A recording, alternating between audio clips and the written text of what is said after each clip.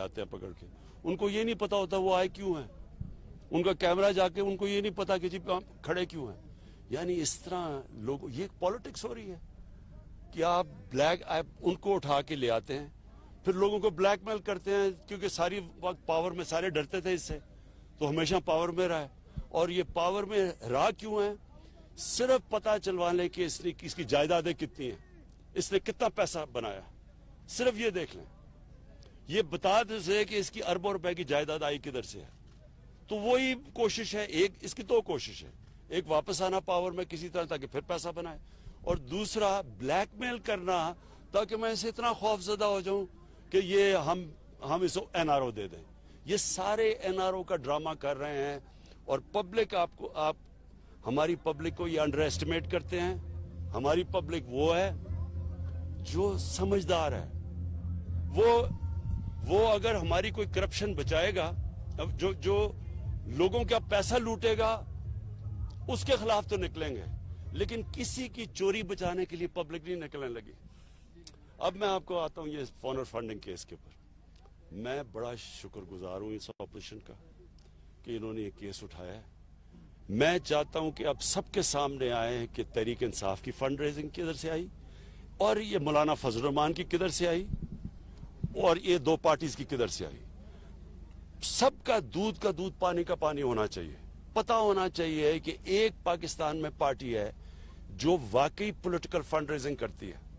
ये जो हमें कहते हैं ना कि जी वो किसी यहूदी का नाम आ गया, पैसे कैसे इकट्ठे करते हैं सारी दुनिया के अंदर पॉलिटिकल पार्टीज।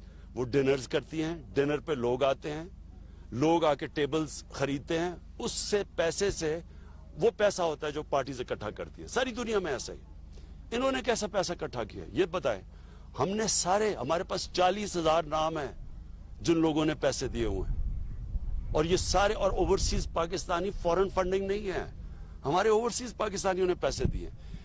इनका मुझे पता है इन्होंने कैसा पैसा इकट्ठा किया, और इंशाल्लाह जैसी जैसी ये चीजें इंकशाफ सामने आएगा सारी कौम को पता चलेगा कि किसने इस मुल्क में सही तरह पैसा इकट्ठा किया। अच्छा, सारी काम कर रही हैं तो कुछ तो हो रहा है ना। स्टील लार्ज स्केल मैन्युफैक्चरिंग पहली दफा ऊपर जा रही है, तो अल्लाह का करम है कि इसके बावजूद ये चैलेंजेस थे, मुश्किल वक्त मिला, कोरोना मिला, उसके बावजूद हिंदुस्तान से मुकाबला करें। आज पाकिस्तान का हम किधर है और हिंदुस्तान के हालात देखें। हम शाकिर अब्बासी, मैं नियो टीवी से हूँ। आपने पार्टी हर्निंग केस के हवाले से गुफ्तगू की, लेकिन एक तासुर आम यह है कि वही एक केस है जो आपकी हुकूमत पर अभी भी एक तलवार लटक रही है।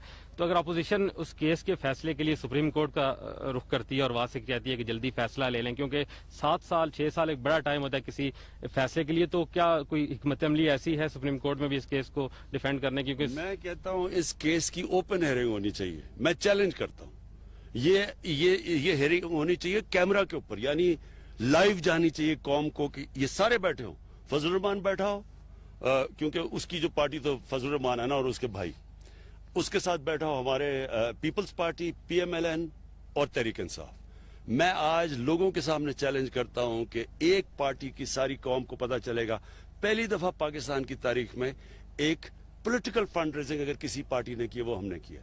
और हमारे अकाउंट्स, मैं ये भी, फॉरेन फंडिंग क्या, ओवरसीज पाकिस्तानी से पैसा लेना फॉरेन फंडिंग है? इसका मतलब मुल्क चल रहा है, आज उनकी रेमिटेंसेस ना हो, मुल्क आज हमारा बैठ जाए, तो मैं तो सारा शौकत खाना में उनसे पैसे इकट्ठे करता था। तो ये कौन सी फॉरेन फंडिंग है? फॉरेन फंडिंग तो इनको पता है कौन सी है, इनको पता है, मुझे भी पता है, मैं बता नहीं सकता क्योंकि हमारे उनसे ताल्लुकात है मुल्कों से जो मुल्क पैसे इनको देते रहे। सर फैजान, हम न्यूज से मेरा क्वेश्चन ये है कि आज हम जिधर खड़े हैं वाना में, ये एक वक्त था कि यहाँ पे खून बहता था बहुत ज्यादा, और आप भी यहाँ पे आए। आज आप इसको कैसे देखते हैं, उस वक्त के वाना को और आज के वाना को आप कैसे देख रहे हैं, और मजीद इसकी डेवलपमेंट के लिए क्या आगे आप? देखें, वाना तो पीछे रह गया था ना, यानी यहाँ गुर्बत तकरीबन 70% लोग गुर्बत की लकीर से नीचे, हर तरह पीछे रह गया था, क्योंकि कबायली इलाके को कोई परवाह करता ही नहीं था। तो कबायली इलाका जिस तरह बलूचिस्तान की परवाह नहीं करता था, ये सब पीछे रह गए हमारे इलाके। तो इसके लिए खास तवज्जो की जरूरत है, क्योंकि यहाँ गुर्बत बहुत ज्यादा है, यहाँ बेरोजगारी बहुत ज्यादा है। तो उसके ऊपर मैं इसलिए महमूद खान के साथ आया हूँ, क्योंकि अब तो ये KP का हिस्सा बन चुका है, तो इसके ऊपर हम पूरा जोर लगाएंगे। और फिर ऊपर से वॉर ऑन टेरर आ गई, उसमें और ज्यादा तबाही में थी। तो इंशाल्लाह हम इनके लिए स्पेशल पैकेजेस भी देंगे, इसकी पूरी पूरी इसकी ऊपर लाने की कोशिश करेंगे।